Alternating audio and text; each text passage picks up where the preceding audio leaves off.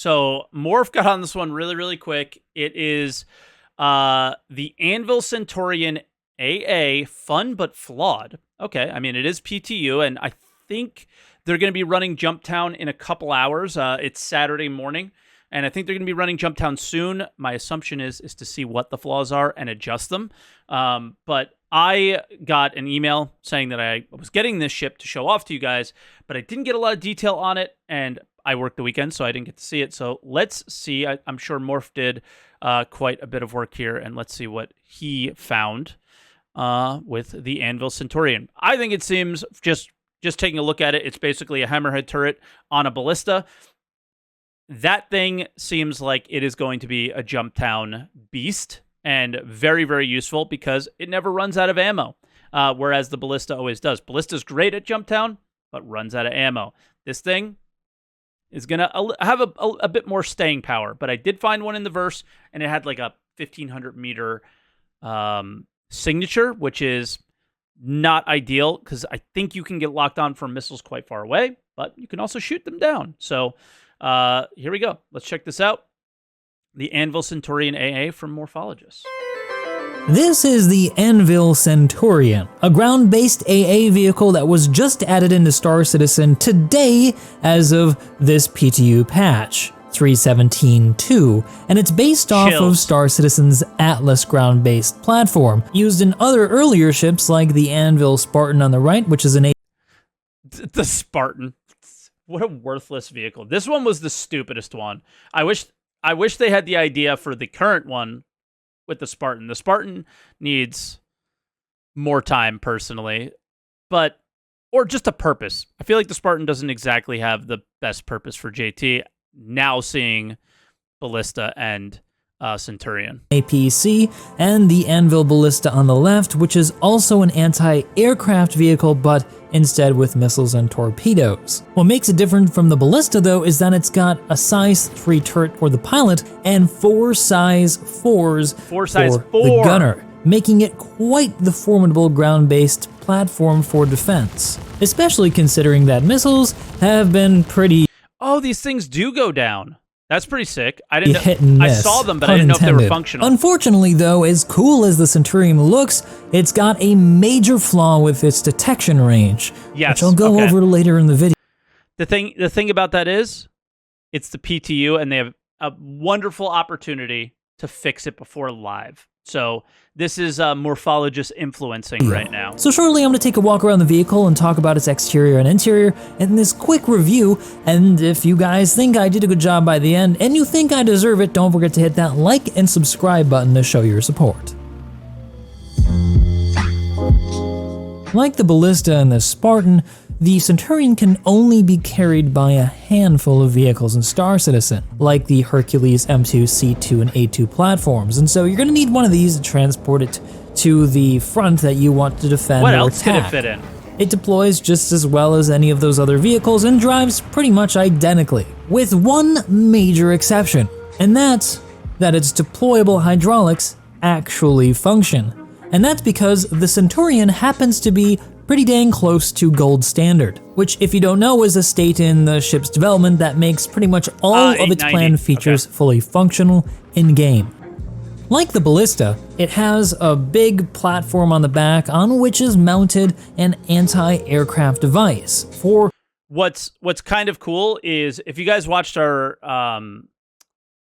Tonk fights for personal rights, the issue that we ran into a lot was that with the new system of for ground vehicles, there was a lot of sliding. Like, there was no you couldn't just stay still, and it seems like there's an actual purpose for these things, is to keep you still.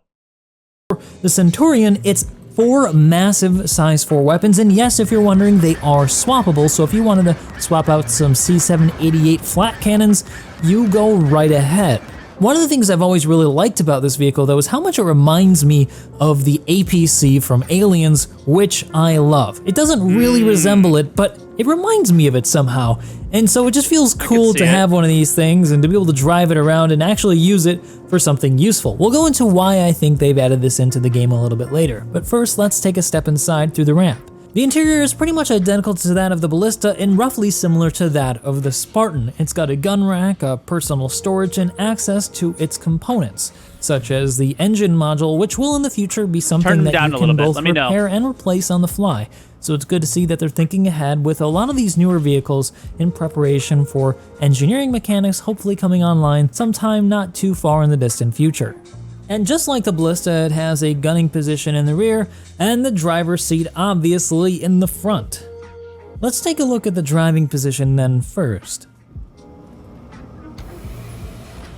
Just like the other ships in this class, it's got a pretty limited field of view towards the front, but it's got a good selection of multifunction displays that you can customize. Those are MFDs for short, if you guys don't know. And just like the other two variants, the main turret, in this case it's a size 3 weapon, is operable well in the driver's position without having to go into the pure gunner position, although you won't be able to have a full 360-degree view until it's deployed. And in case you're wondering, the vehicle can be operated well on the move. For now, I'm not quite sure why they added the hydraulics in. Perhaps there's some sort of plan in the future for it to stabilize the vehicle because of the recoil of the gun. So maybe you won't be able to shoot on the move in the future because of its power. I just don't know. One thing that's definitely worth noting though about the Centurion is that the power triangle actually does affect both turrets, meaning that if you put it more towards weapons, you're going to have more rounds to shoot before the capacitor depletes, and it will recharge much faster when you stop shooting. This is not true for some other ships in the game, and I don't think it's true for any ship in the game, is it? I have a feeling that's because they're not gold standard yet. So this is really cool to see and a sign of things to come for other ships with lots of turrets.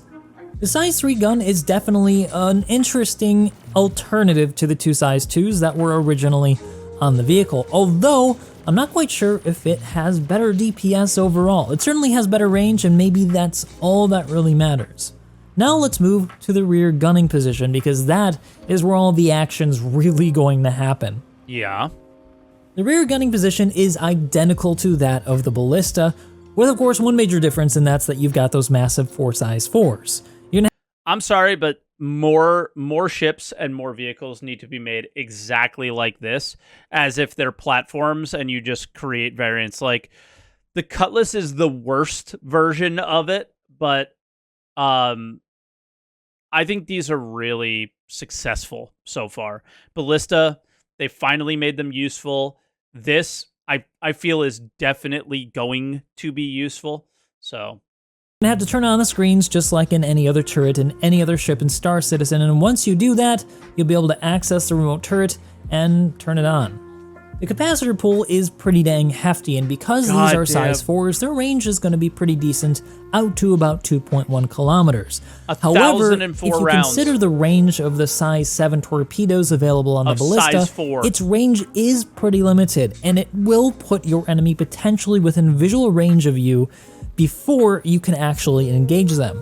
But on the other hand, they won't be able to engage you either, because all weapons right now in Star Citizen are pretty limited in range, with the exception of the dysfunctional aforementioned torpedoes and missile systems. Still, 4 size 4s are nothing to scoff at, and with its capacitor pool, anything that gets in range is going to have a really tough time staying within range of this vehicle without being all exploded.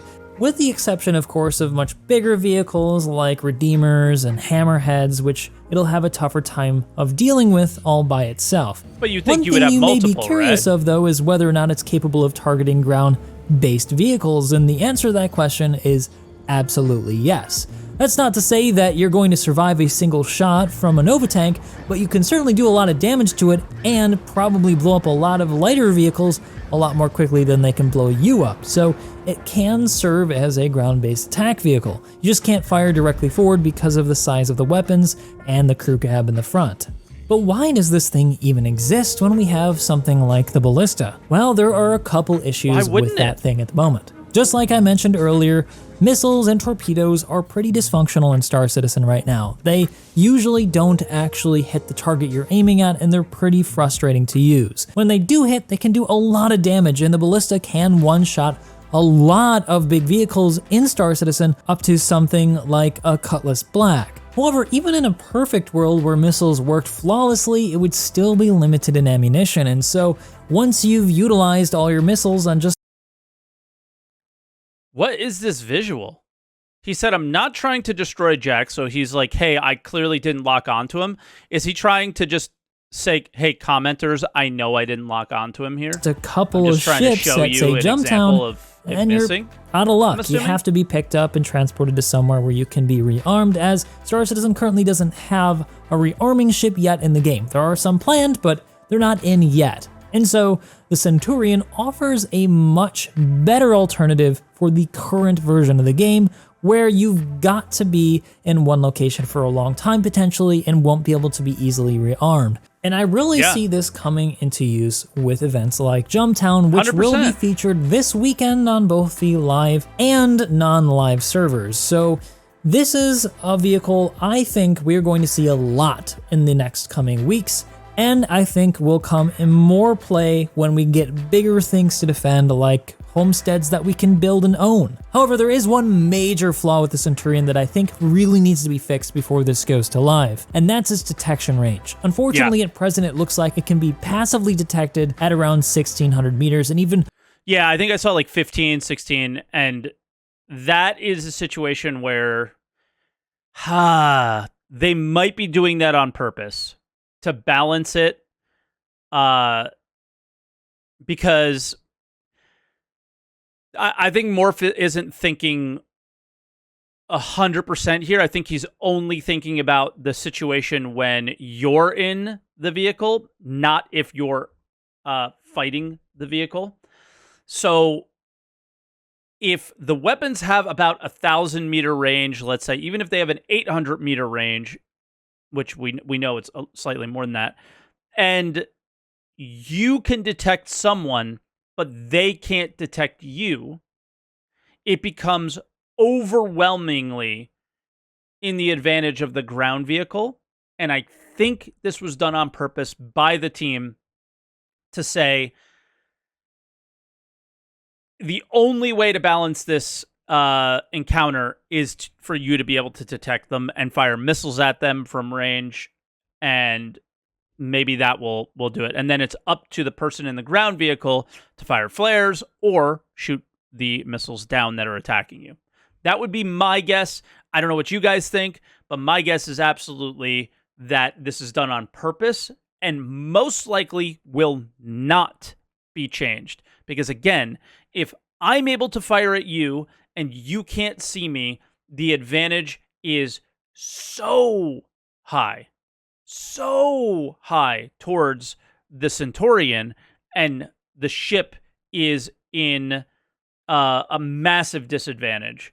Now, I think ships should have a much higher disadvantage than ground vehicles when we get down to these low levels. Like, it should be a threat. So I don't know if they'll change it. I'm kind of curious what you guys think. I lean a bit towards what Morphologis is saying here, because 1,600 meters is really far. But if you think about it in the big picture of things, how much of a disadvantage would you have as a ship here? It would probably be quite high, but like Perihelion said, the ship could just fly away. So, yeah, I'm it's a debate. It's definitely a debate on what the right choice is. I think they made the logical first choice and then dial it back from here if they feel necessary. At greater range if the opponent is pinging for you, which means that you don't have the element of surprise. They can see you potentially before you can see them, making it very likely for you to be hit by an air-to-ground missile before you can even detect the ship shooting you. And yes, while air-to-air and ground-to-air missiles don't work... See, now he's saying it in the opposite direction, but that's just not true. Because you can ping in this vehicle and see any ship at 10k meters.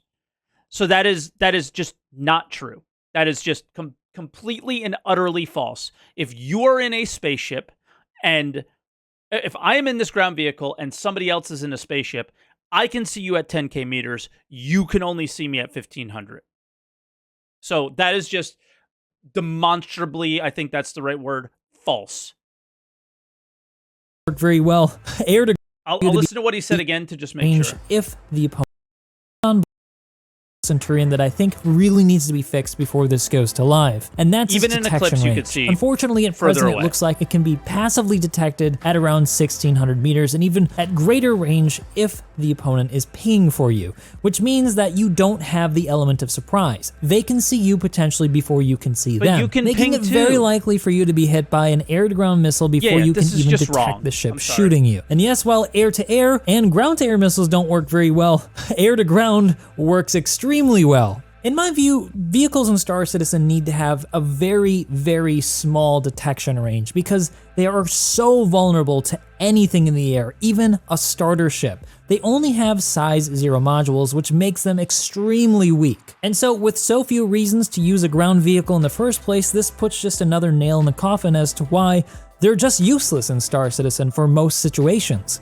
All they need to do is make this small correction, in my view, and it will make it a lot more useful in places like Jumptown. I don't think he's thinking the other way If it is around. fixed before it goes to live, I can really say that this thing will be amazing in these kinds of events. But until that happens, it'll probably be more of a liability and a coffin for anybody who uses it. So yeah, it's really, really cool, but it's got a major flaw. So I would wait on this thing until you know for certain that it's been fixed. But what do you guys think? Do you like the Centurion, or is it something that you're gonna wait for it to go to live to buy? I love it. Let me know down in the comment section below. I've been Morphologis. I'll see you in the next one. I actually love this thing. I think it seems like it's going to be really, really good at Jumptown, and I think we can like lower its detection down a little bit, but I don't think it should be so far in the favor of the ground vehicle. A good question is, how does it stand against railguns? Yeah, that is a good question. Yeah, I don't know. Guys, but I think Morph is just off on the last comment there at the end. But other than that, yeah, it's interesting because a ballista, I think we see at like 200 meters, guys. Right? Tanks, about 500 meters, maybe something like that. So you have to be like mega close to see them, basically within firing range. Like, you are at risk when you are close to these ground vehicles. This one is the exception, and the more I think about it, the more I think it's the exception for the right reasons. But let's see how this playtest happens this weekend, and then they hopefully will adjust from there. I expect them to kind of do the right thing and what they feel is right. And in this case, I think it'll probably stay around where it is.